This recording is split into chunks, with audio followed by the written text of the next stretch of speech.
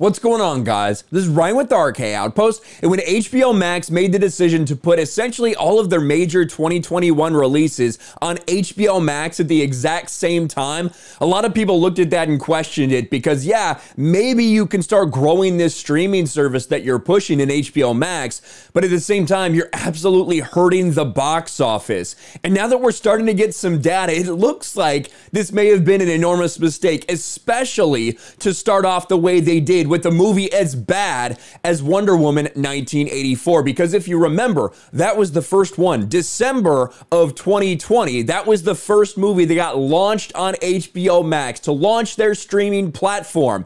And I think they probably made a bad decision using that one because, as you can see from the headlines, half of Wonder Woman 1984 viewers unsubscribed from HBO Max. And this is all based off a Wrap article that actually does dive into the details about multiple different streaming platforms. And it may be an indicator as to what these guys need to do going forward and the momentum that they have to have. And with all these streaming services coming out, with all these options available, is it sustainable to do the type of thing that Warner Brothers was trying to do in 2021?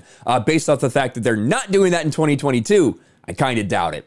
It's learned that Wonder Woman 1984 is an even bigger disaster than we thought, as it's reported that half of Wonder Woman 84 viewers on HBO Max ended up unsubscribing from the streaming service within 6 months. The info comes via the Wrap from a measurement company, Antenna, where it said about half the people who signed up for HBO Max in the days following the release were gone within 6 months, and also that more than a third of them were gone within 1 month. That is a very steep drop-off indeed. The news isn't that surprising, as Wonder Woman 1984 was simply awful with its woke content and message, and I'm sure that's part of it. Maybe if they had started with a better movie, and I know you see the audience score of 73 and think, oh, well, maybe they just differ from the critics a little bit. Yeah, critics were very split on this movie. The audience, that's a little bit deceptive because there's a difference between verified audience and all audience. The vast majority of people likely watched this movie on HBO Max when it released, not in the theaters, not through a Fandango app that's verified on Rotten Tomatoes or whatever, right?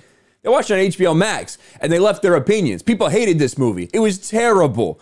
The first Wonder Woman movie, a lot of people like. Obviously, it was more people than just Gal Gadot involved in that. You had, Zack and Deborah Snyder involved. It was an entire partnership crafting this movie to be part of the DCEU. Then they decided, Patty, we're just going to let you do your own thing. You're so strong and powerful and incredible. You're the reason that Wonder Woman was such an incredible success. So now we have a movie like Wonder Woman 84 where Patty Jenkins has complete and total control. Did not go as well as they probably thought. And this movie, they paid the actors like it was going to be $1 billion movie, and it ends up being like this. But let's actually look at the article that this is referencing. Half of HBO Max subs who signed up after Wonder Woman 1984 release were gone in 6 months. Same with Disney Plus and Hamilton and Apple Plus after Greyhound, according to new data. So this is not just HBO Max, but this kind of gives an indicator as to, what you can expect retention-wise for some of these things on these streaming services. Turns out it's not so much getting subscribers that's tricky for the top streaming services, it's keeping those subs.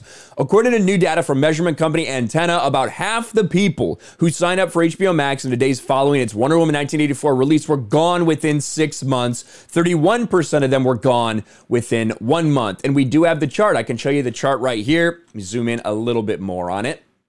So these are for the major streaming services, right? You have Netflix, you have Hulu, you have Disney Plus, you have HBO Max, and you have Apple TV Plus.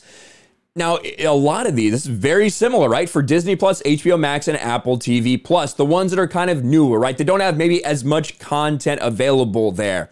You see these people that might come there and sign up to a streaming service just for that thing. And look at the large dip over just 1 month as so many people already cancel after that first month. And now here we are 6 months after that moment, and about half of the people are gone. Half the people who signed up to HBO Max to watch Wonder Woman 1984 are gone. And I think when you look at the three that are down here lowest, I think that's meaningful because Wonder Woman 1984 was supposed to be a massive hit in the box office. They expected this movie to make $1 billion, no doubt about it. The first one made $900 million. They thought this was going to be massive. This is not Hamilton on Disney Plus. This is not Greyhound on Apple TV. This is a huge box office behemoth. That's what they thought it was going to be. That is pathetic that that's the reaction you end up getting from people who actually watch it on your streaming service. But I don't think anyone should really be surprised by that. With it learned that half its new subscribers aren't subscribed, it sounds like Warner Brothers' decision to release movies day and date on HBO Max and in theaters completely backfire, as Warner Brothers has since reversed course for its 2022 slate of movies, which will now be released exclusively in theaters and includes The Batman.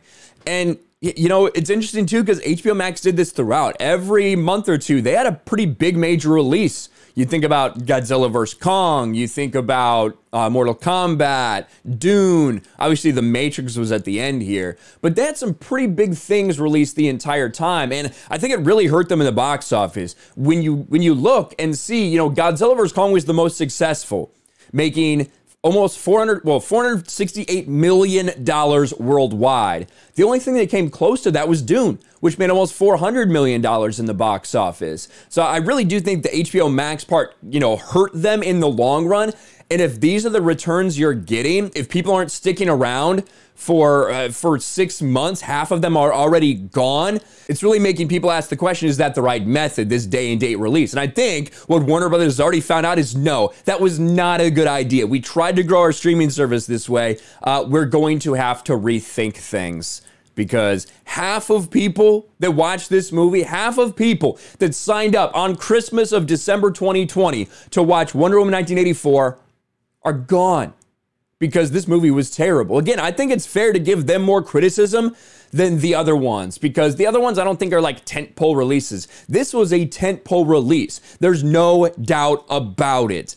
This would be like comparing it to the Mandalorian launch on Disney Plus, right? That was the thing that it launched on. I'd be interested to see those numbers, to be honest with you. I don't think it's fair to compare them to Netflix because yeah, they might have a lot of people signing up in this time frame for these things that got released, but they have a much bigger and deeper catalog of stuff to keep people hanging around. Same with Hulu, right? Same with Hulu, which is why I think Hulu is higher on this list as well than these other ones, just because it's been around longer, they have more stuff on there. When it comes to starting your streaming service, obviously, it's difficult to hang on to those people. But this is embarrassing for something that was supposed to be such a massive release to perform so pathetically in the box office and on HBO Max. Let me know your thoughts about all this in the comments below. Smash a like button, subscribe to the channel, ring the bell for notifications, share this video out there, and I'll talk to you later.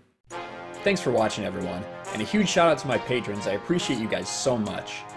Want to follow me on Twitter or Instagram? Check out the description below. You'll find links to my PO box and my Patreon as well. And I'll talk to you guys later.